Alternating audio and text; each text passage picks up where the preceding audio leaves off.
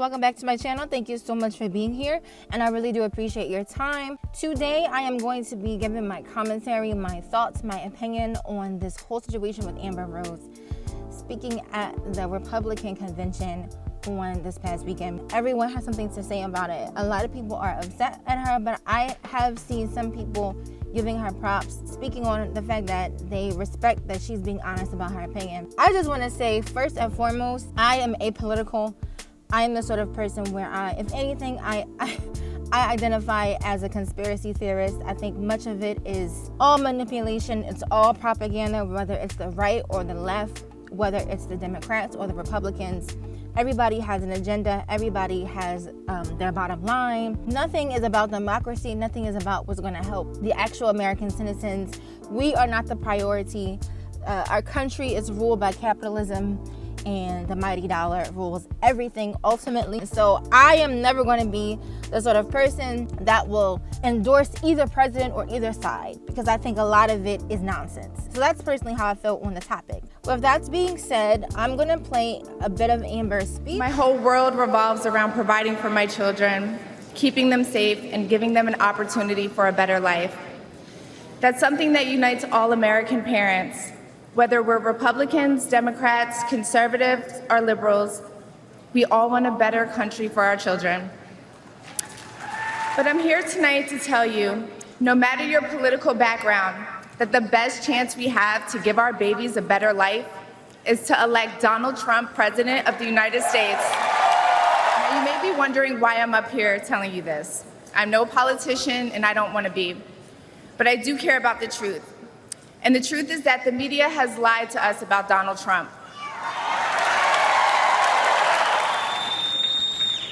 I know this because for a long time I believed those lies, so I'm here to set the record straight. The first person I knew who supported Donald Trump was my father. I was shocked. My entire family is racially diverse, and I believed the left-wing propaganda that Donald Trump was a racist. My father said, "No, he's not, Amber. What are you talking about?" And when I insisted, he said, "Prove it." So to prove my father wrong, I did my research and looked into all things Donald Trump. People have to do their research. I watched all the rallies, and I started meeting so many of you, his red hat wearing supporters.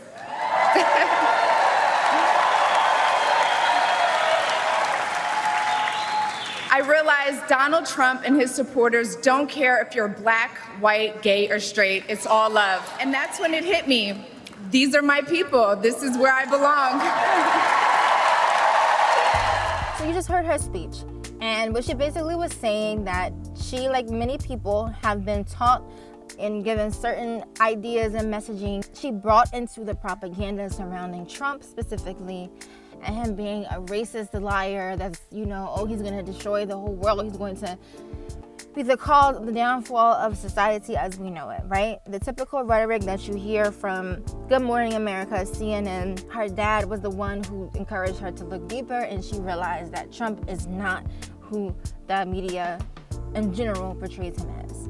Now, regarding this specific part that she said, I kind of agree with her in the sense that Trump is really polarizing, and that is done intentionally, right? He is so polarizing that this is why, whether it was staged or not, an assassination attempt was made on his life. And that is because people in this country have been taught not to look into him with an objective perspective, to just think of him a certain type of way. And then they have positioned Biden on the other end as the savior. You can trust him. He's on your side. All of these things, all of the language that is used to compare the two. But the reality is, Trump and Biden are alike in some aspects, and they're very different in other aspects. And when you really look into Biden, especially his political career when he was a younger man, he actually was a part of many racist initiatives that not only specifically target Black Americans, but he was the orchestrator of many different programs and stop and frisk, all of those issues that ultimately caused many problems for Black Americans then and today. Him and Hillary were kind of running line in line on those initiatives. So it's just very strange to me how now that he's an older man, we're supposed to pity him. We're supposed to look at him as an older, reliable grandpa. No, okay? When he was a younger man, he did not care about black people. He didn't care about the black vote. None of the stuff that he's doing now, that he's being presented to us now, is what he did with majority of his life and his political career. Whereas Trump, he was a celebrity. He was a straight capitalist. That's what he's always been about. My personal opinion concerning Trump and his racist allegations is I don't believe you could be so invested in capitalism and be racist. Because capitalism requires you to sell and trade depending on where the highest profit is. So you can't be worried about someone's race or their ethnicity when they can make you money. And that's ultimately how I look at Trump as an individual. I assess him to be driven by money, driven by business, driven by ambition. I also wanted to quickly touch on what Donald Trump said at one of the first debates he had, where he mentioned something about the illegal migrants that are coming to this country, how they're taking black jobs. And I remember there were so many funny memes that I kept seeing shared around social media about people asking, like, well, what are black jobs? There has been trolling hard on what exactly a black job is. Got no confidence like me. I'm fully established and I'm hungrier than ever. Boosie. Who put Boosie in there? Here's what the original context was. Come in through the border. They're taking black jobs now. Even 20 million people, they're taking black jobs. Besides that being completely and obviously inappropriate, here are some of my favorite memes about what exactly a black job is. Okay, so there's some education that needs to be done. I can see that. But also this video.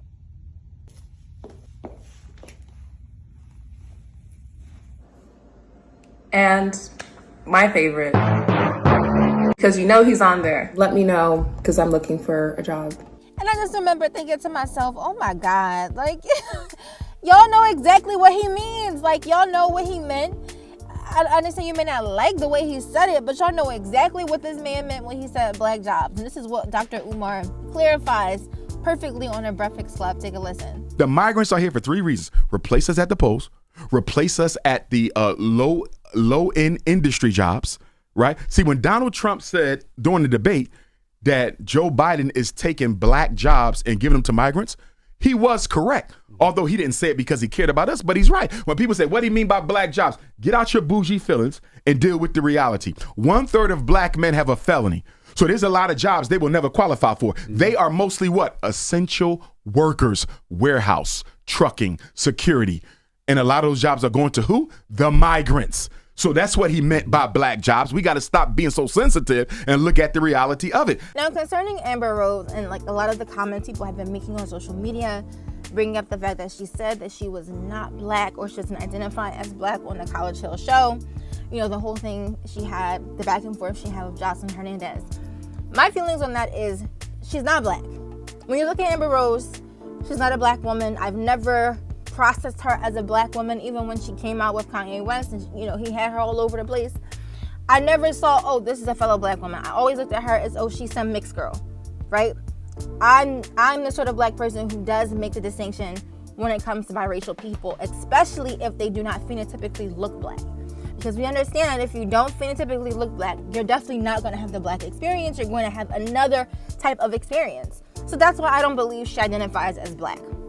Now, I don't understand why that's offensive to people because, again, if she does not phenotypically look black and her actual genetics, her makeup, her parents are not two black American folks with West African ancestry who would fall into the diaspora, she is not that. She does not fit that. And so I'm not understanding why people are upset with her. Every time this comes up or something concerning her comes up, people get upset because she's not claiming her blackness.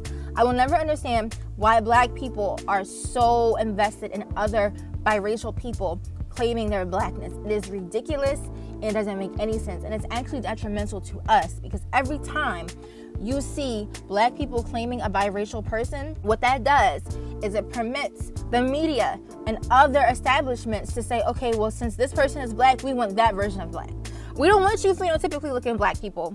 We don't want you black people who, have kinky hair and wide noses and dark skin. We want the black people who are less than 25% black. Since they're black too, those are the type of black that we want. So we have to understand that we participate in our own erasure. Concerning people online saying that she's a coon and, oh my gosh, she's like Candace Owens and how dare she, Again, I think this polarizing effects comes from the propaganda that has been put out against Trump versus Biden. People feel as though you cannot be neutral, you cannot have an objective opinion concerning either one of them, you cannot have a non-visceral reaction to either one of them. You have to have fully allegiance to this side and completely disown the other side, or you have to hate the other side. And I think that is not productive to society. I don't think that that's going to cause people to make the best informed decisions when they or should they participate in voting. A lot of times when it comes to black Americans, we have been taught. When I first started voting, I was literally told this: vote all blue, straight Democrat, no matter what they had to say, no matter what their politics are, no matter what their politic has been, no matter what their activist, blue, blue, blue. So a lot of people also still feel that way. I think that is very counterproductive, and I don't think that that's going to get us anywhere. And to be honest, it hasn't gotten us anywhere as a black community in America. And I think we need to kind of move away from that. Whether you move farther to the right or you stay neutral or you remain in the left.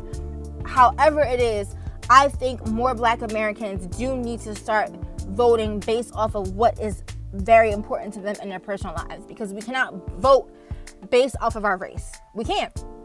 And the reason why is because there really truly has never been a candidate who has been invested in the black community and lifting us up and making us whole and making us even in the country of America. There really has not been a candidate. Even Barack Obama, he was not our president. He really wasn't. And I'm not going to go into that, but if you do your own research, you will see he was not the black people's president. He may have identified, he may have used it as a part of his, campaign strategy, but sincerely, he was not really here for black people, okay? So, yes. That is my opinion on this whole topic, on this whole conversation, a little bit about how I feel about politics. Get below and tell me how you feel about what Amber Rose is saying, or how you feel about this whole conversation in general concerning the left versus right. Are you a staunch leftist? Are you a staunch Republican? Do you believe in this whole thing? Or are you more apolitical like me? However you feel, get below. Let me know how you feel. Tell me how you feel. Please do not forget to give my video a thumbs up before you go. And yeah, thank you so much for watching. Take care.